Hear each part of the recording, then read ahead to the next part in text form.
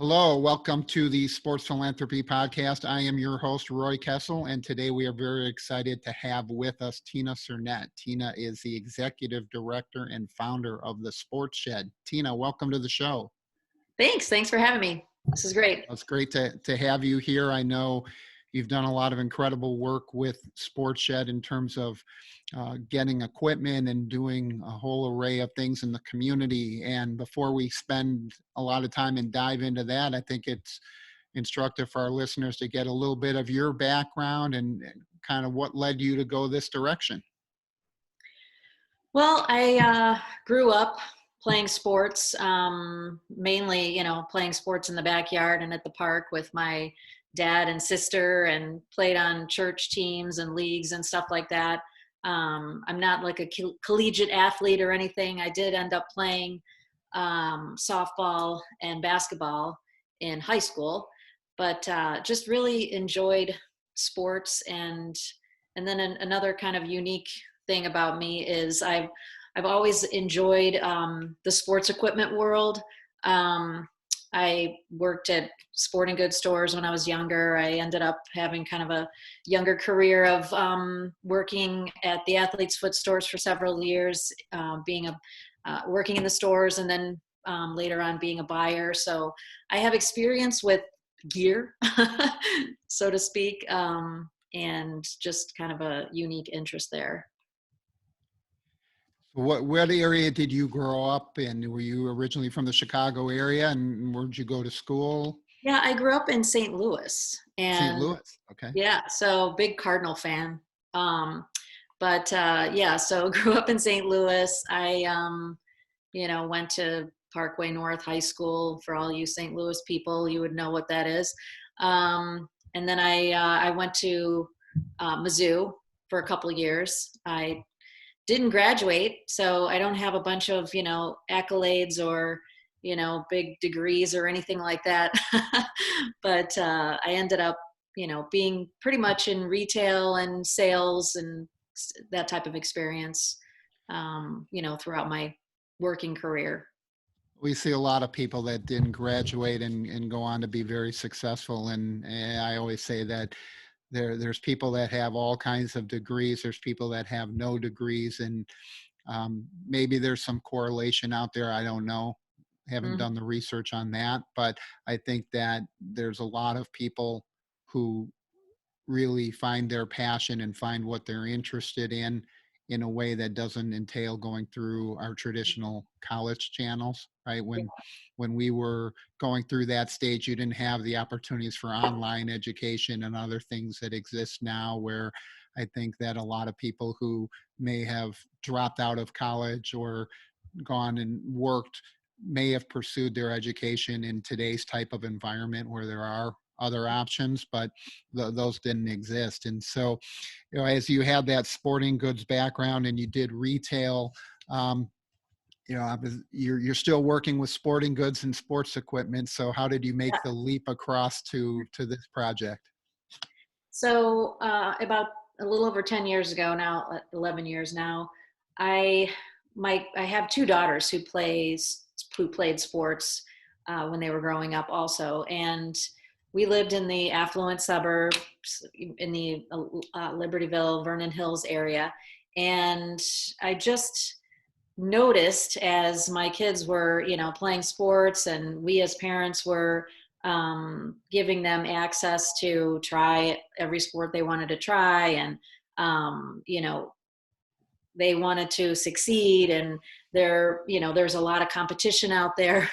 And I just noticed that, a lot of us parents in that area, we spent a ridiculous amount of money and time and effort on really making sure our kids had the next best, latest, greatest sports equipment, or, they got on a good team or a travel team or whatever they needed that we thought to make them successful in the sports that they wanted to play.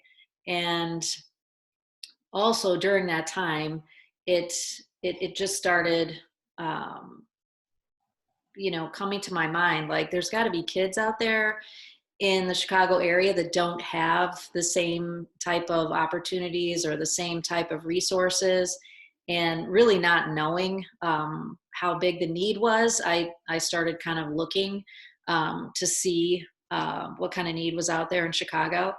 And once I uncovered how much need there really was, and how much of a disparity that there is between the affluent suburbs and some of the suburb or urban areas of the city, and there's even areas in the suburbs like North Chicago and Waukegan, where the kids just have next to nothing. Yeah, there's certainly a significant discrepancy in sports, and I think when you look at the data across the country, the cost of youth sports is one of the biggest reasons for the decline in participation and the number of kids that are dropping out of sports. And uh, the numbers are really terrifying when you look at how many kids have dropped out by the age of 12 because of all of the travel sports requirements and expenses and just Mm-hmm. extreme levels of competition. One of the things that has really changed is that whole rise of the travel sports culture, where you have to Mm-hmm. start at a very, very early age, or people think you have to start at a very Mm-hmm. early age. And, Right. I know when I was a kid, I started playing soccer in U8, and that was considered really, really early. And my son started playing at like 4. And, because he didn't start travel at 8 or 9, he Right. waited until he was like 10. That was considered late to start Everyone's like, playing. oh no, he's so far behind now. It's like, And the reality is, there you are behind because you haven't been doing the types of drills, and that's true in soccer and in any of the sports, hockey, baseball, right, basketball. You're not doing the types of drills and the intensity that you're doing in travel sports. mm-hmm. But kids develop at different ages Mm-hmm. physically. They develop at different stages in terms of their interest level in a particular sport. And Mm-hmm. so it's really always frustrating to me to see how many kids get classified out of sports Mm-hmm. at a really early age. And I remember being at a conference last year, and the comment from Tim Schreiber from Special Olympics talked about the fact that it's one of the only spheres where we judge a kid in first or second grade and then rule them out of an activity for the rest of their life.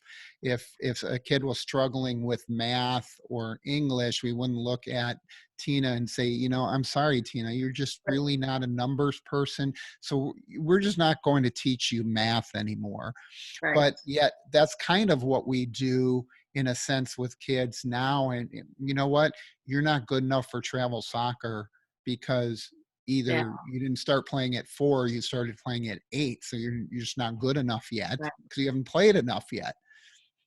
Well, one of the things that I, noticed when my kids were, growing up, they're 23 and 25 now, but, if you start too early, you burn out sometimes. I mean, my daughter started playing softball when she was in first grade. And by the time she was a senior in high school, she was just like, I'm done. I mean, and that you would think like, oh, she started so young, she would have been like, um, you know, really into it and want to play in college. But, she went through that phase in like junior high. And then by the time she was in high school, it's just like burned out. She was done. Uh, it is hard. And I think if you look, we've done a lot of work and participate in a lot of programs from the Aspen Institute, and they've got some terrific research on youth sports and looking at the data and the participation rates. And one of the biggest factors in kids dropping out of sports is what you described as that burnout, which comes really from the intensity at which they're sort Mm-hmm. of forced to practice from a very early age, Mm-hmm. and at the level of professionalism that's expected of them as 8, 9, 10, 11, 12-year-old kids, where instead of it being like the wording usually is of going to play sports, right now they're Right. not playing. The play element is being Right. lost. Yeah. Yeah. And I think that equipment is a big challenge. And so tell us about how you really launched the sports shed and started identifying partners for equipment and distribution. Right. So the first thing I did is, just looking around in the area that I lived in, it seemed like, like we had a ton of like really good quality equipment in our garage that our kids had grown out of, or maybe they didn't hardly even use it all because we replaced it with something better. But so, so my biggest, my first thing was to try and see if people were interested in just getting that stuff out of their garages, donating it. And then once we brought, the equipment into our facility, kind of figuring out what do we have that could facilitate or help a full team, or, how could we really find the kids or programs that could use this equipment. So I started out by doing a little research. Girls in the Game was one of the first organizations that I went to. They're on the west side in Chicago. And, I said, hey, do you guys have a need for any sports equipment? And if so, what would it be? Send me a wish list. And, they were like, really? Are you serious? Yeah. And, so we were able to put together, what they had on their wish list and get it delivered to them. So from there, we just decided to, roll out the sports shed and get things going. And, the rest is history. Yeah, I think the issue of the sports equipment, as you described, we're in the northern suburbs of Chicago. That's where the same area that you were talking about, where your kids grew up, right? You could walk down the street here and tell people to open up their garage, and there's probably a plethora of equipment that's sitting there that, frankly, is a nuisance to somebody in that house. Like, hey, get this garage cleaned out, and nobody does. They just keep throwing it in a bin, and at some point, all of the kids in the family have outgrown that equipment, and it just sits there because Mm-hmm. there isn't really a useful place or an easy place to Mm-hmm. donate it. So what does your collection process look like for somebody that wants to help work with you, whether it's to coordinate an equipment collection drive or to make Right. direct donations? So at the moment, we have collection bins in a few locations around Vernon Hills and Libertyville, um, like the Vernon Hills Park District. There's one at Sports 11, which is a small sporting goods store in Libertyville. But how we get most of our equipment these days is like kids who want to do their bar mitzvah or bat mitzvah project, and they do a collection project in their area or in their neighborhood or within their sphere of influence. So or we've had a lot of Eagle Scouts do their Eagle Scout project for us, where they'll involve their whole troop and whatever area they're in, Palatine or whatever location.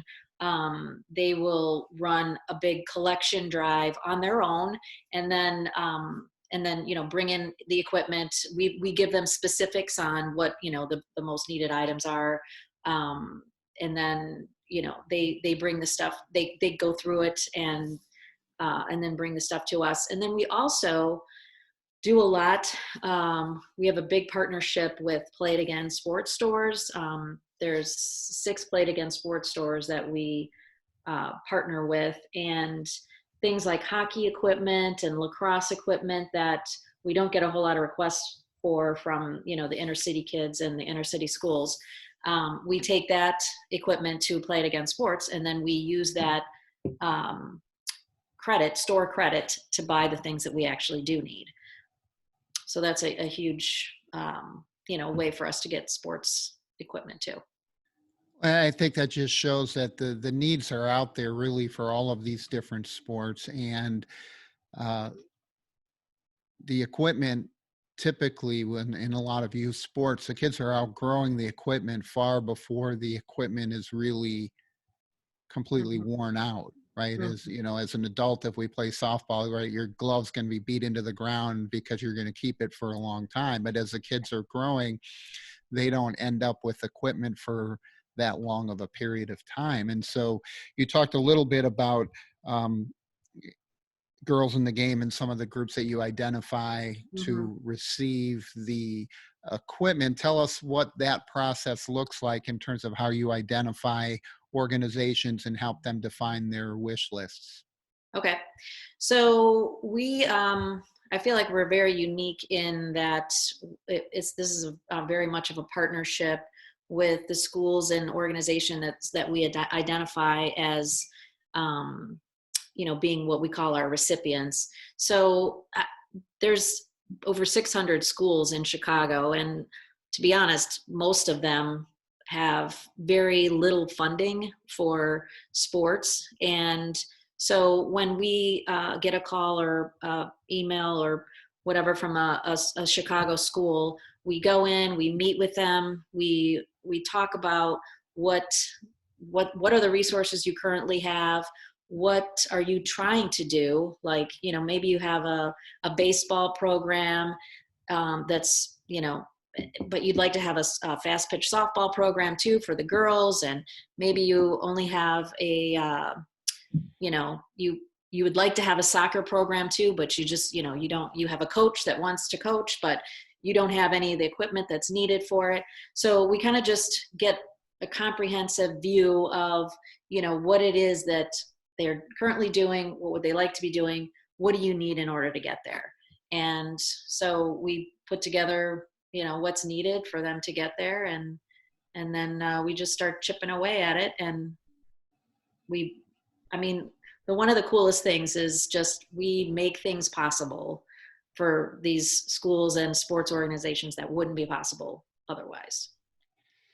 Yeah, it's heartening when you go and see when you deliver the equipment, and if you actually get a chance to see the kids that are receiving that and Mm-hmm. realize that they're going to get to participate, Yeah. or that instead of having to share a few gloves amongst two different teams and everything, that each kid can have their Mm-hmm. own glove that they can take home and that they can use, or ball, or whatever the sport might be. It's often something in today's world that many families take for granted. And certainly in this country, there's plenty of people without the resources to buy that equipment. You go look in other parts of the world, and it's an even greater need in many parts of the world, where communities will really make one soccer ball last until you've literally worn all the way through all of the layers of leather and everything else. And I remember being in a show where they developed what they call the one world soccer ball, and it's sort of like a hardened Yeah, we're plastic, familiar with that. We've but distributed a lot of those actually. yeah, and they're like Yeah, indestructible, right? You can yeah, play with yeah. them on The concrete, on unpoppable sand, on soccer hard dirt. ball. Yeah. Mm-hmm. They don't have a bladder, so they're not going to go flat. Mm-hmm. And it's an incredible product. But you realize how important this whole concept of play is for kids. And I think oftentimes as adults, we sort of taken it for granted that the kids get out there and play. Mm-hmm. And the recommendation from from the government and the CDC and everybody is that kids are supposed to have 60 minutes of play per day. You see the NFL play 60, you see other initiatives like that, but the data show that only about 24% of the kids in the country actually get that Mm-hmm. amount of activity. And in many of the communities that you're describing where they don't have the equipment, those numbers drop even lower. Right. And Right. so providing that outlet is really a terrific service that you're providing. So, as you go out and work to expand the operations and the collection and everything else, why don't you give everybody the best way to contact you if they've got ideas to help, or if they've got resources that could be supportive of your work? So one of the things that I think, I was surprised by the most is how big the need is in Chicago. And, I mentioned earlier that there's over 600 schools just in Chicago proper. And when you think about the areas there, from Inglewood, Roseland, South Shore, Austin, Garfield Park, I mean, and these areas are very densely populated. There's, with, like I said, tons of schools and kids in these organizations and most of them have next to nothing in terms of funding. The statistic I give is the high school that my kids went to, their annual budget at the time was over $7 million for sports, for athletics. And most of the schools that I work with, or that the Sports Shed works with, their budget is less than $30,000 for athletics. And that's a very high number for most of the schools and places that we work with. So I would say, the biggest thing that people can help us with is funding our organization. And then, from there, donating any type of sports equipment that, you have personally, or if you have connections to sports equipment manufacturers or vendors or stores that may have, excess items sitting in their back room, that sort of thing. That's a huge thing that can help us. If you've got kids who are looking to do volunteer projects, students need all types of, community service hours for different things that they're involved in these days. And, that's another thing. A lot of kids can connect with sports. So doing something that they really connect with and that they're passionate about themselves is more fun than, just trying to find something to fill the hours for their community service.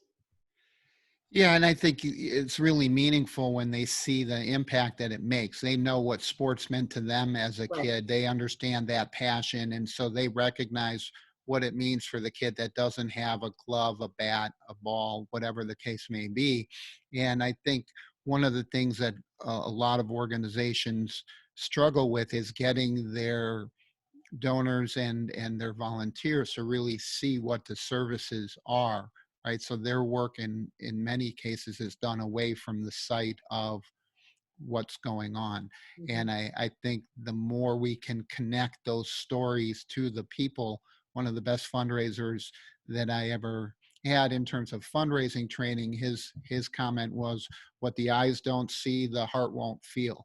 And so when people go out there and they really see the live kids receiving these things and how appreciative and thankful they are, it's got a whole different meaning than just like, oh, get that extra equipment out of my garage here. We need to make some space. Yeah. It's really very different. And so after you collect it, tell us a little bit about the process, because it's got to be a big process to go through once you've got the equipment, in terms of how it gets from the truck that picks it up from Roy's house to the CPS school that is the recipient. So that's another challenge that I, was kind of surprised by, is just because we put the word out there that we need, a certain type of equipment and that sort of thing, doesn't mean that that's what you're going to get. So a big part of what we do is, sorting and going through the items to make sure that they're in good enough condition to be passed along. And, so that process is taxing and takes, people who know about sports equipment, people who, who have an idea of, what's what. There's different sizes of equipment, different sizes of basketballs, different types, things like that. So there's a lot more to it than just, just throwing it in a bag and saying, oh, they need basketballs. They might need indoor Wilson basketballs to play high school, competitive basketball, or they might just need a rubber ball to play out on the street with, younger kids. So there's a lot that goes into sorting and making sure that, the right type of equipment goes to the right type of kids who are going to be using it and receiving it. So you mentioned in your comment that it's quote unquote like good enough to pass along, that Hmm. the equipment obviously meets some kind of standard. Hmm. Yeah.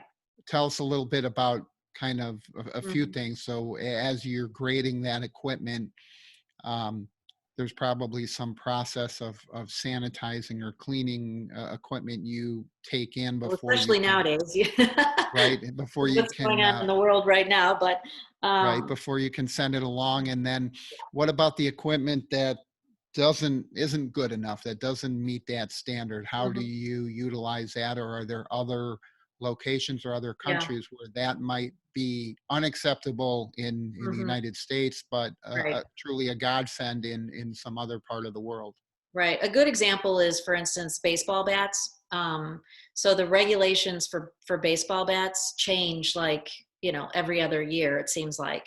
And so, we get a lot of baseball bats that are from, 10 and 12 and 15 years ago, and they literally can't be used, for little league play or high school play at this point. So we've partnered with some local organizations who take things over to like Honduras or other countries where it doesn't matter so much. They're not playing in leagues that have the same types of rules and whatnot that we do have over here.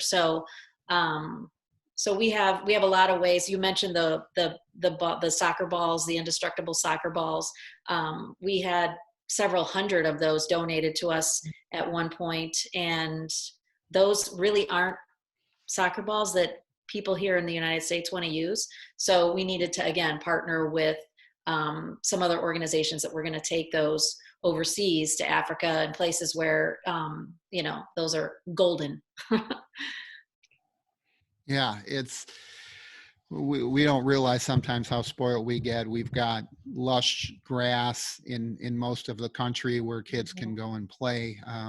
Even in a lot of the inner city areas, there are parks and places where the fields are in pretty good shape. If you go to many other countries, it's truly just a patch of hardened dirt that certainly wouldn't pass any safety Hmm. regulations in this country in terms of a place to host a competition.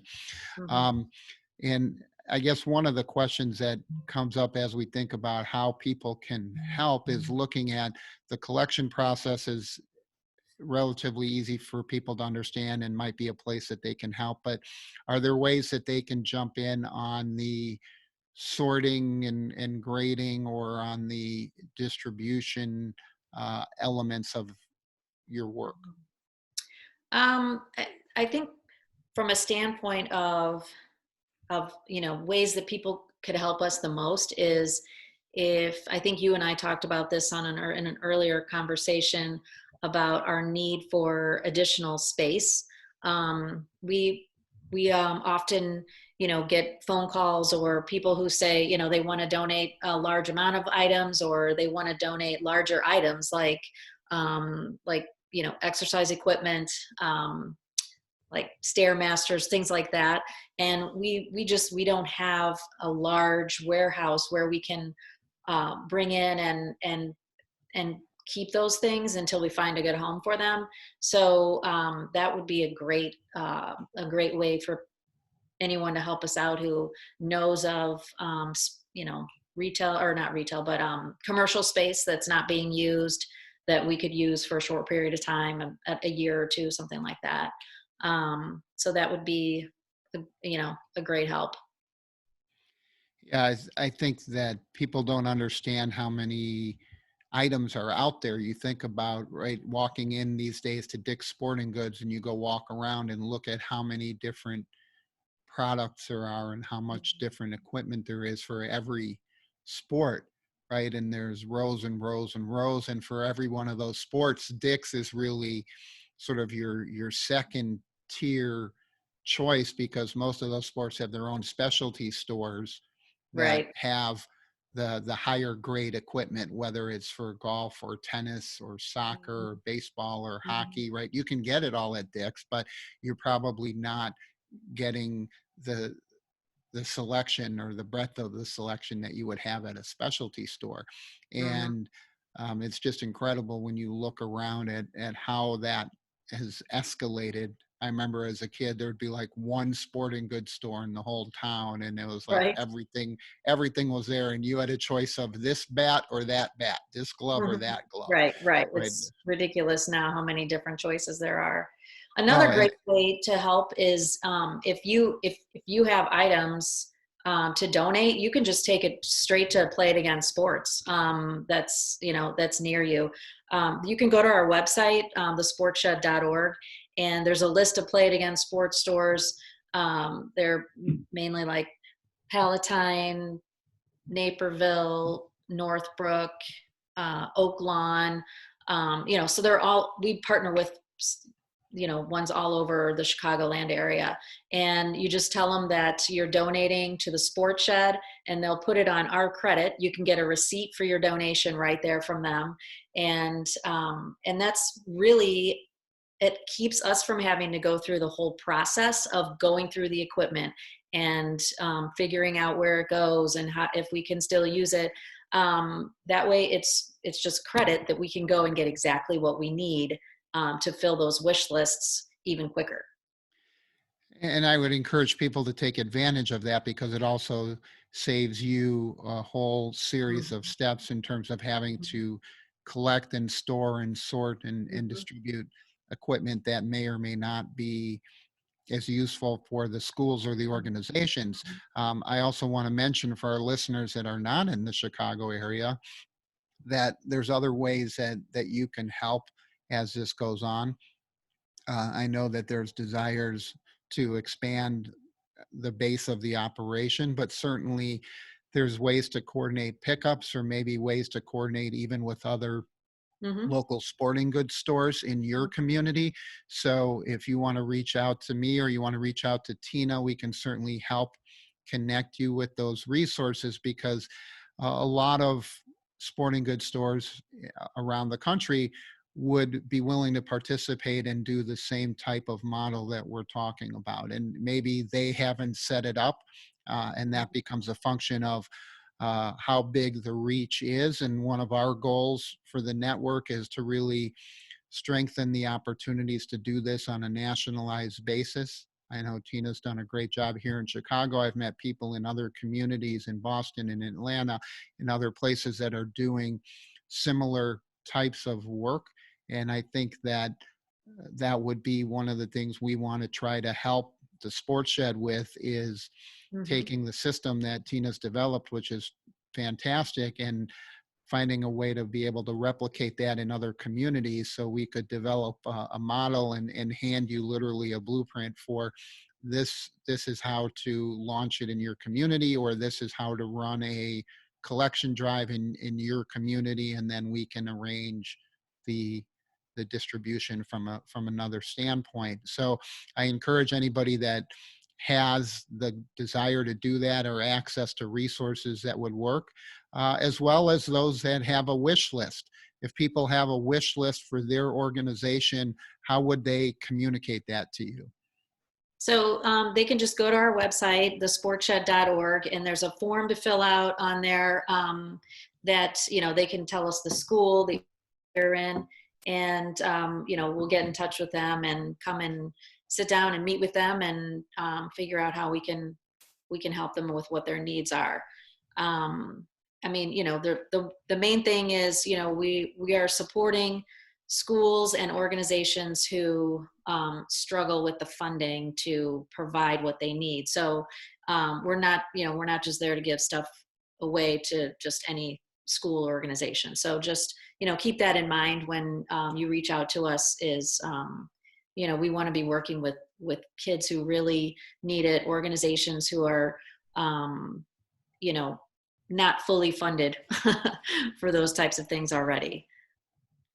Yeah, and that's always the challenge because there's so many needs that arise. I mean, you look around even the environment that you're describing of where this equipment is collected. And there's certainly kids even in these communities that don't have the resources through their parents and otherwise. So if uh, from your end, if there's individuals, is that something that you are able to serve if they have a demonstrated need, or would you Yeah, refer we to an typically organization? don't work directly with individuals, but if you are a coach or an athletic director and you have kids within your program that, you know, maybe they don't have enough money for their own cleats or their own glove or whatever, you can reach out to us and we can donate the items to your school or to your organization, and then you know, pass it along to the kids who need it.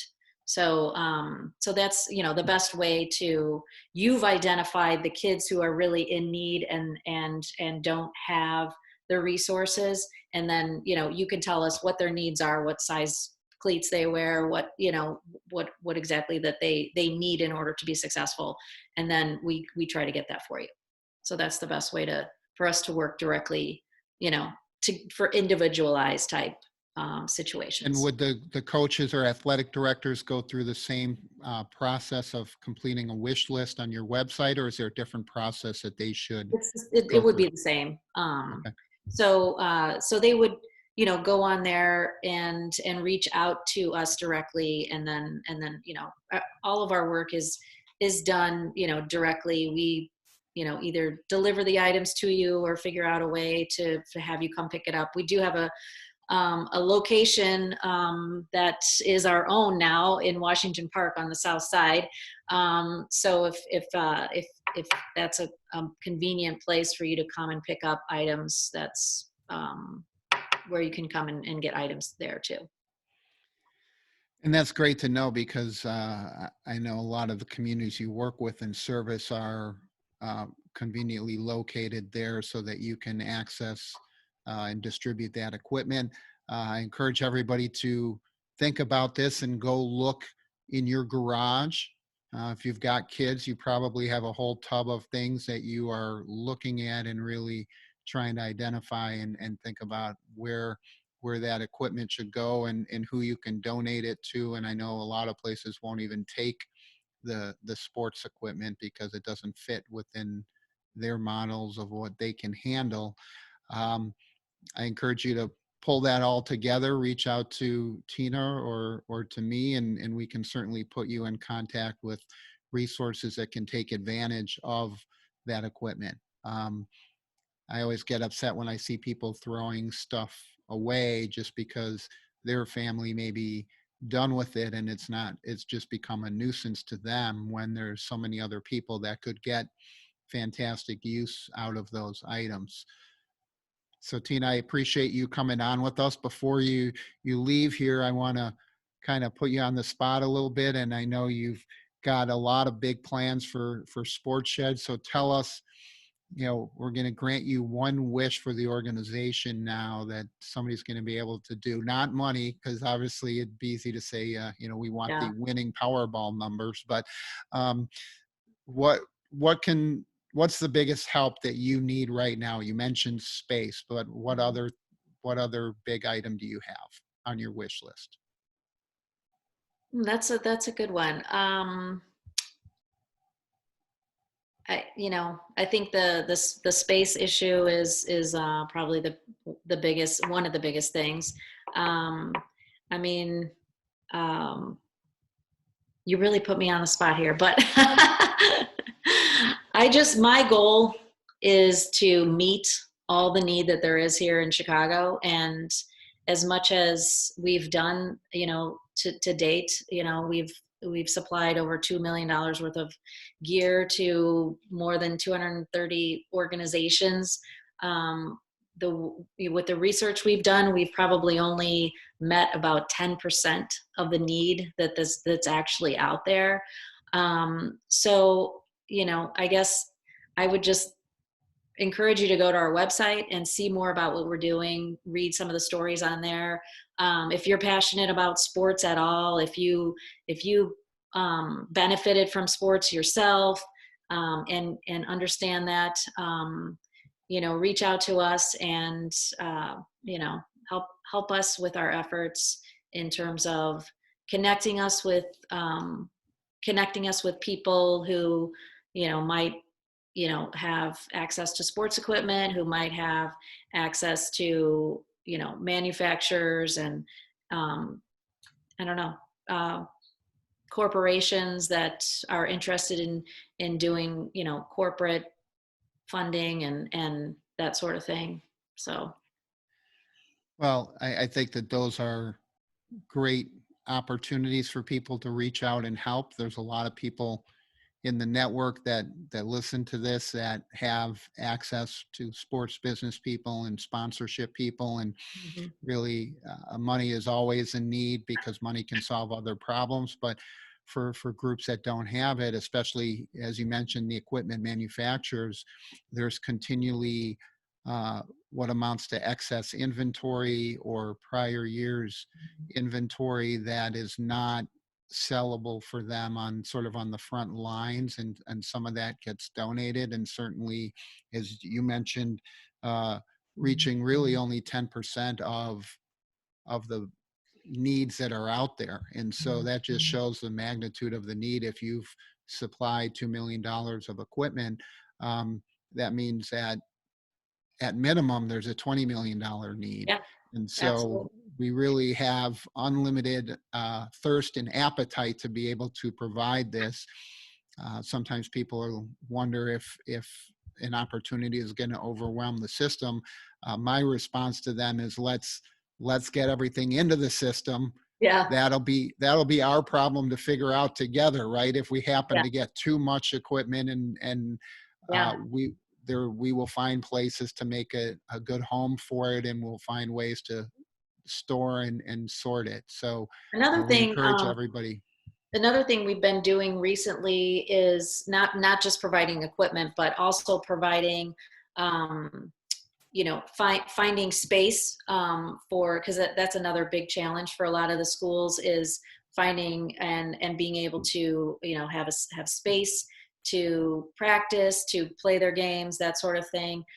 Transportation is a huge need for a lot of the organizations. So we've done a lot of, covering transportation cost. We've recently partnered with Excess Tennis. It's a huge brand new tennis facility in Washington Park. Beautiful We facility.